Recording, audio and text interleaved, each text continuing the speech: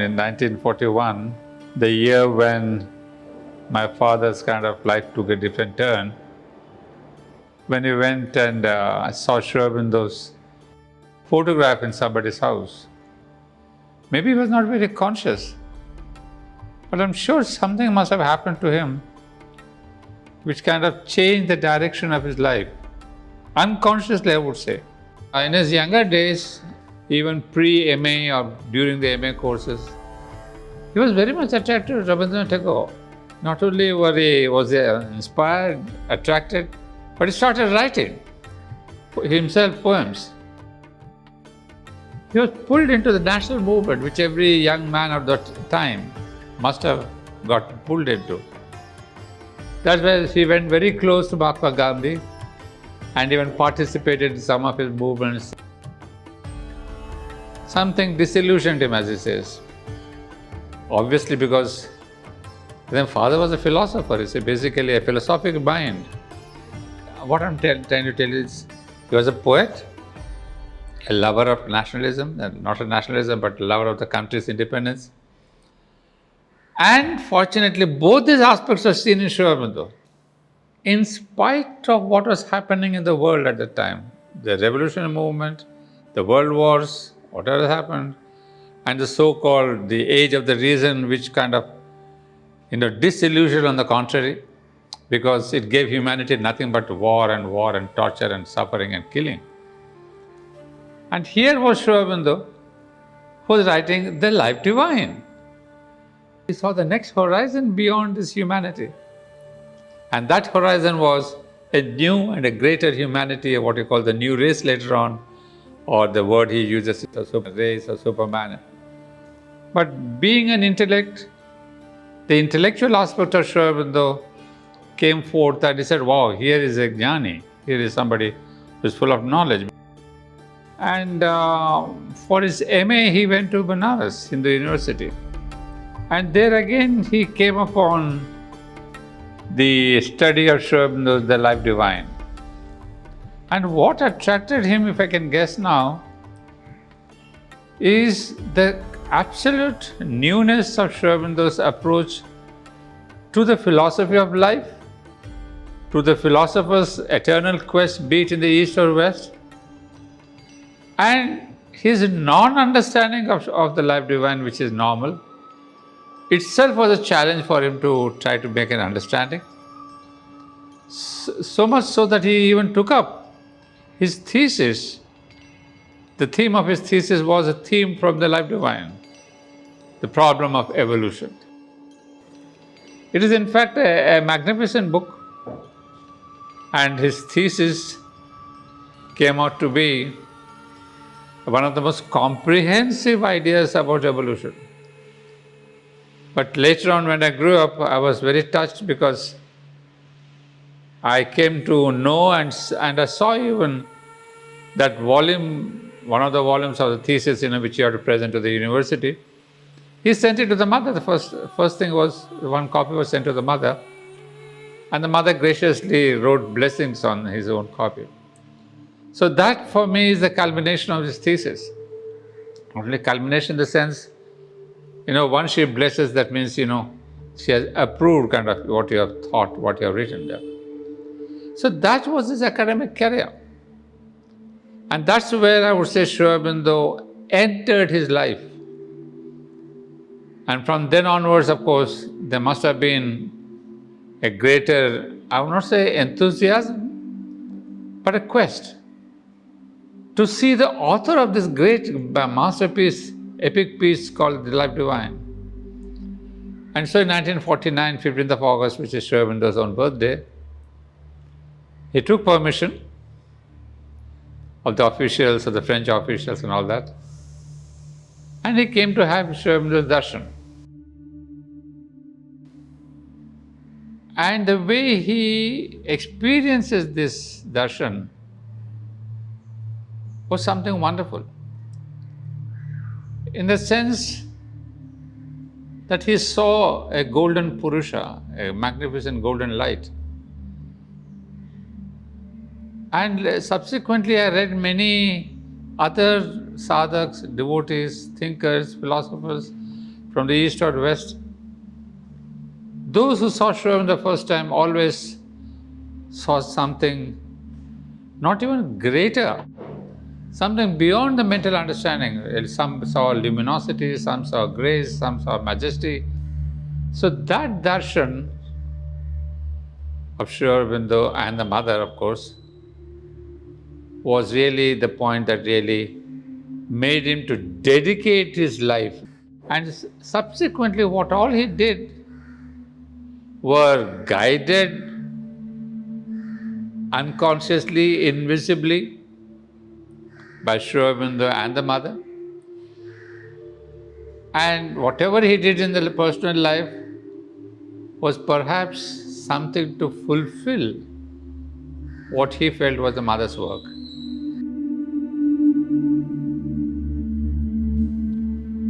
You see, of course, in 1950, Sri Aurobindo left his body. But as a young man, I don't think he was shocked or disillusioned. Because here was a man who had realized, who had at least come to know the vision of Master. He didn't believe, I'm sure, just in the adoration of the divine. Because as we come to know subsequently, adoration of the divine is a bhakti bhav. But he did not start with the bhakti bhav. He was an intellect. He said, no, I must work for it. But what my master said, I must try to practice it, fulfill it in my life. Bapu wanted to always visit America and Europe, from where emerged the great intellectual ideas of those times. And his wish was fulfilled by the blessings of the mother, and he got the UNESCO fellowship.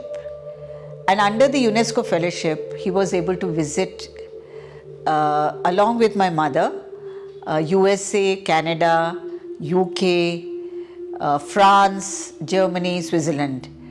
And he also went through Japan. So this wish being fulfilled, he returned to India, but all the more, determined that he wanted to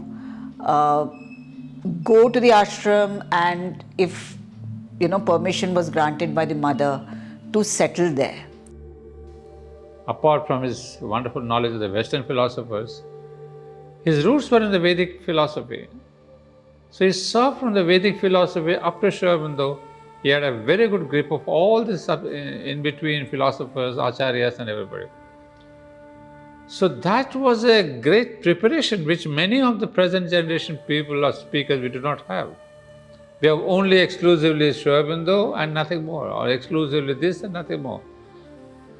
But what I admired in him was this totality of knowledge from the West, ancient East, ancient India, and both of them synthesized and culminating Sri Aurobindo.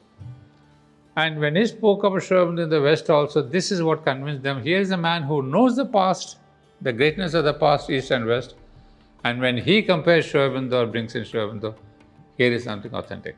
Once he visited the West, his aspiration to go and settle in the ashram became greater. He of course had a job here at Usmania University in the Department of Philosophy, but wanting to go and settle in the ashram, he went in 1963, mid-1963, and he started living there. After a couple of months, he was given some kind of a work in one of the departments. When he started getting the contact with the mother, you see, the mother is a different kind of force. She doesn't give you this kind of philosophic concepts of rebirth, evolution. She is not the philosopher. She is the one who gives you experience of that philosophy. Meanwhile, he also started having certain thoughts, because he felt that after the visit to the West, that there was a great need to be able to realize Sri Aurobindo's vision in the world, and one of the best means was through education. He was keen on starting a Sri Aurobindo institute, which would disseminate the philosophy of Sri Aurobindo and the mother. He wrote to the mother in this regard, and he even suggested a few names of the possible names for this institution, for the Sri Aurobindo Institute. And the mother promptly, very beautifully deleted all the names, and she wrote the name Institute of Human Study. Bapu also asked for a symbol which would be associated with the institute, and the mother ticked the symbol which is the symbol for the Institute of Human Study and our school presently. She blessed the Institute of Human Study on 13/12/1964, and this is the birth of the Institute of Human Study. Bapu had to return back to Hyderabad because now the responsibility of running the Institute of Human Study was given to him. That was the birth of something that we see a new phase in Father. You see, try to understand this. We must understand this from an individual growth which kind of ended there. He was a professor, he was a world lecturer, he was sent by as a Fulbright professor. All that thing is done on the individual Professor Madhusudan Reddy. But this gap in the ashram, this stay of a few months, turned him overleaf and said, no, I must live for the society. Live it, not just speak about it, which he has been doing all these past years. And to live for it is to start an institution where people can come and take advantage of his knowledge. And that was the turning point when the mother said, you go back to Hyderabad, start this Institute of Human Study. In the 60s, in the 1960s, Professor D.S. Reddy Garu was a Vice Chancellor. One of the most glorious periods of the Arts College especially, and generally Osmania University. Bapu was able to request Professor D.S. Reddy Garu, and he was able to give permission to be able to use these premises. Bapu wrote to the mother saying that he was very happy that the Vice Chancellor consented to provide him that space.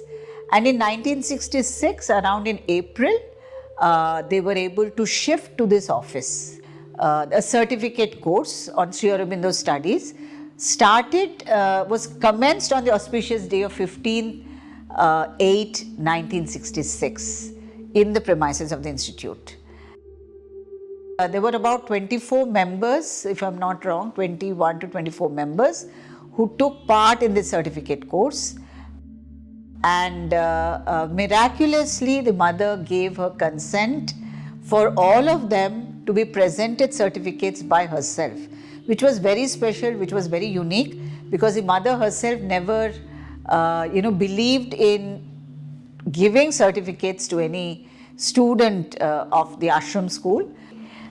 In the mother's room, and the mother graciously gave them the certificates, and the last certificate with her own blessings on it as the president of the Institute of Human Study was handed over to my father, Professor Madhusudan Reddy.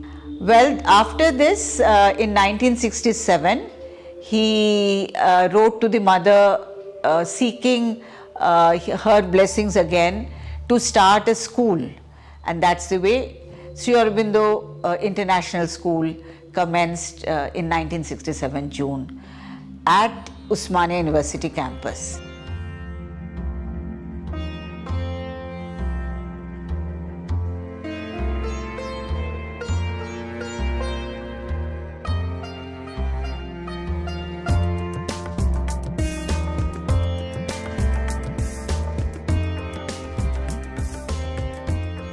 In 1968, February 29th, that was the birth of Auroville, and that was something so very special, so very inspiring for all the disciples of the Mother and Master, because Auroville represents the new world, the coming of the new world, and the possibility of the birth of the new race. And this is the Mother's dream of a city of unity for the world.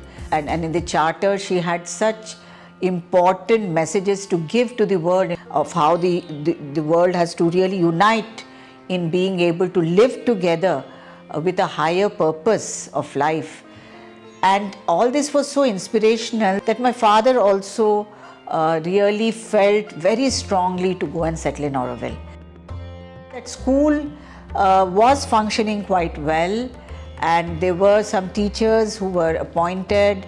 The Institute of Human Study office was also functioning quite well. Bapu was able to give very consistently lectures on Sri Aurobindo's philosophy, Sri Aurobindo's vision of life. In the year 1969, Bapu writes a letter to the mother expressing that he sincerely wants her blessings with the work of the Mankind on the March. Now, the whole concept of Mankind on the March is to bring about a history of mankind in the light of the evolution of consciousness rather than purely historical facts. So this project was something very close to Bapu's heart. Again, there was a deep kind of an intent, of Bapu to wanting to go back to the ashram. And in 1970, my father again requests the mother to grant him permission to shift to Auroville. And he also wrote a letter where he shared his thoughts about how Auroville's education has to, be brought about in the township of Auroville. And the mother beautifully answers to him saying that, yes, but the university work at Auroville has not yet begun, it's still too early. And the condition, she reminds Bapu of the condition that he needs to sell his property before he completely shifts to ashram and to Auroville. She contributed to his inner growth, as I was telling you, the growth of the personality. So the experiential part was kind of, gifted to father. And there a kind of a new contact began to open. And I would specifically put this as his subtle being, the subtle physical, we call that. Or what we say in India, Shravanda's philosophy, the inner being, the subtle physical being. That started opening up. So that is the layer which really experiences, connects with the occult world, with the mystical world. And that was the thing that the mother opened up in him. Why I'm telling you is this, because he started getting experiences of a divine being. And once he says he went to see the mother and he had something, and then he goes back to his village, and there he sees suddenly, in a subtle physical experience, this occult experience, as we say, the mother walking there, and then suddenly she changes her forms. She becomes the four of her aspects, Maheshwari, Mahakali, Mahalakshmi, Mahasaraswati. Each of those aspects she sees in front of him. This is an occult experience, a mystical experience. And that is experienced by an inner eye, as we say. And I personally remember very many times his very good dream contact with the mother and Sri Aurobindo. That's again a part of the subtle physical opening, the inner opening. And everything around mother and Sri Aurobindo. And that was instrumental, I would say, in opening up his mind to newer ideas, greater ideas, and intuitions.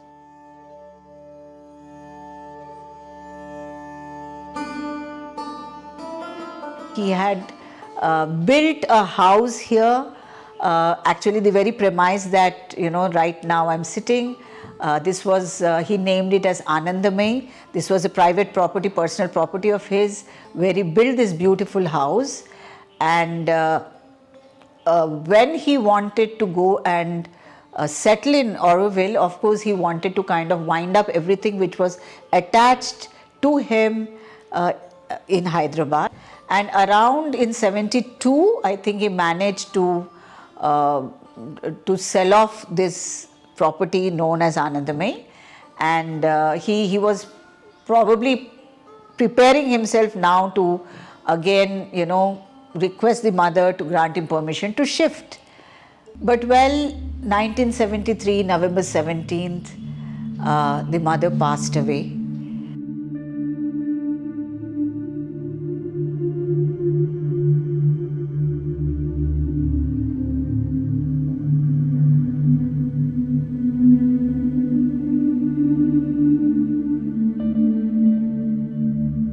Especially once the mother left her physical body, there I think he felt a kind of a vacuum. We felt like orphans. We felt, of course, this was temporary, but we all felt very, very disturbed.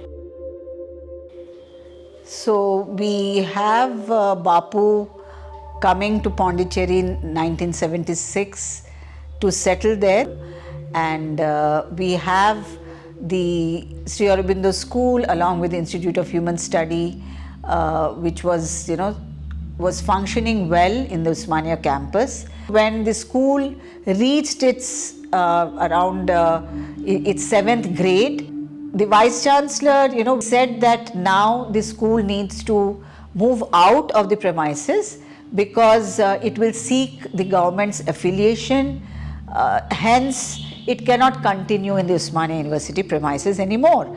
And the school and the institute was looking for again an office to establish itself. All of her children, all of the mothers, Divine Mother's children, we all know that the Divine Mother very much is within all of us, and she is very much present to guide us in every matter.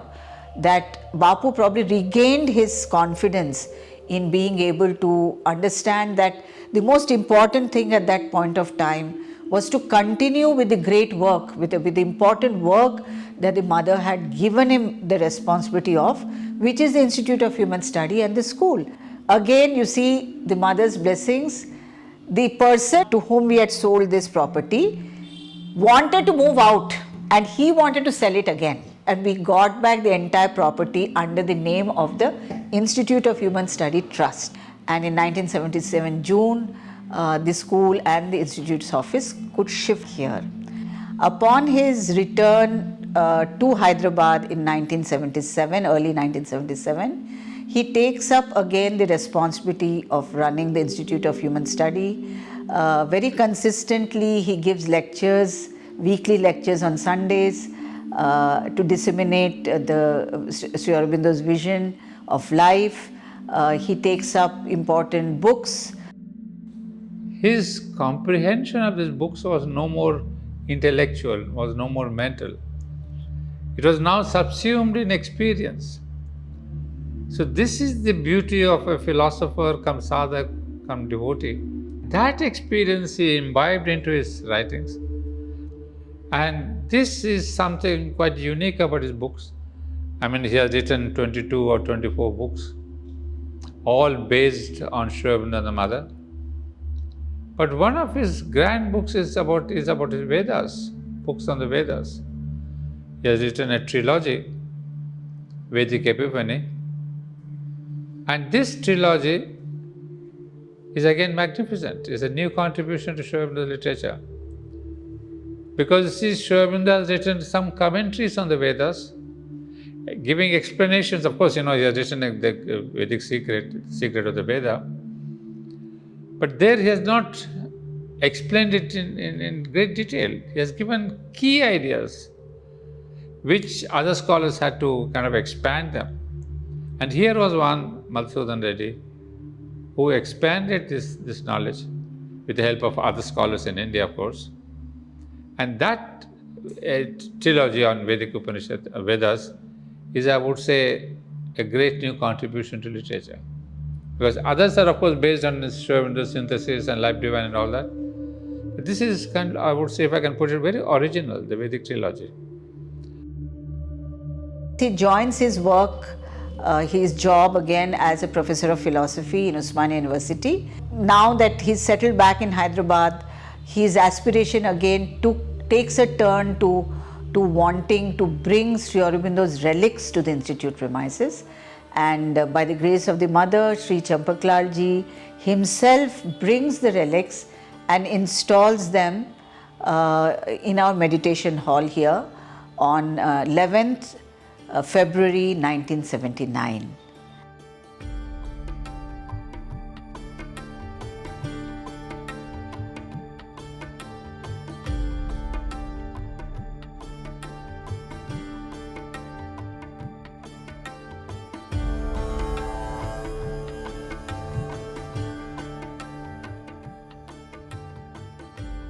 So this really brings us the physical presence of Sri Aurobindo to be established amidst us all, and this was one of the most important,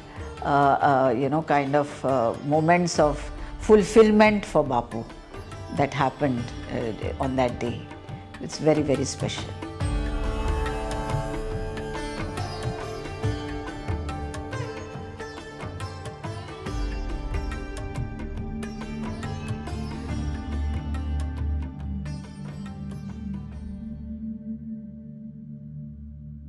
So here was a man, my father, he has shown me the path to dedicate. With this entire bundle of things that we have, still can you give it to the mother? And the mother takes it. She doesn't say, you're not fit, you're not good, you're not bad, you're not sattvic, you must be telling lies. Morality doesn't count. See, the bundle that you are, give it to her. It's for her to transform, it's for her to choose. Who are we? So here was my inspiration, and I'm trying to live it out as much as my own sister.